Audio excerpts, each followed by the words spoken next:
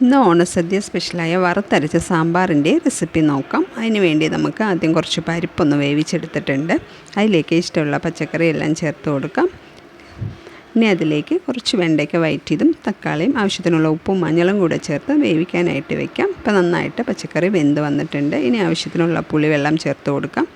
അതിന് ശേഷം ഒന്ന് അടച്ച് വെച്ച് നന്നായിട്ടൊന്ന് തിളച്ച് വരുന്നവരെ വെയിറ്റ് ചെയ്യാം. ഈ സമയം കൊണ്ട് നമുക്ക് ഒരു പാൻ അടുപ്പത്ത് വെച്ച് കുറച്ച് ഓയിൽ ഒഴിച്ച് കൊടുത്ത് വെളുത്തുള്ളി, കുഞ്ഞുള്ളി, കായം, വറ്റൽമുളക്, ഉലുവ, ജീരകം, കുറച്ച് തേങ്ങ ചേർത്ത് നന്നായിട്ടൊന്ന് ഫ്രൈ ചെയ്തെടുക്കണം. ഇനി അതിലേക്ക് കുറച്ച് കുരുമുളക്, മുളക് പൊടി, മഞ്ഞൾപ്പൊടി, മല്ലിപ്പൊടി ചേർത്ത് നല്ലൊരു ബ്രൗൺ കളർ ആവുന്നവരെ ഫ്രൈ ചെയ്തെടുത്തിട്ടുണ്ട്. ഇനി നമുക്ക് ഇതൊന്ന് അരച്ചെടുക്കാം. അരപ്പ് കൂടെ ചേർത്ത് കൊടുക്കാം. ആവശ്യത്തിനുള്ള വെള്ളം കൂടെ ചേർത്ത് ഇളക്കി കൊടുക്കാം. ഇനി കുറച്ച് മല്ലിയില ചേർക്കാം. ഒന്ന് താളിച്ച് ചേർക്കണം. അതിന് വേണ്ടി കുറച്ച് കടുക്, കറിവേപ്പില, വറ്റൽമുളക് കൂടെ താളിച്ച് ചേർത്താൽ നമ്മുടെ സാമ്പാർ റെഡി ആയിട്ടുണ്ട്. താങ്ക്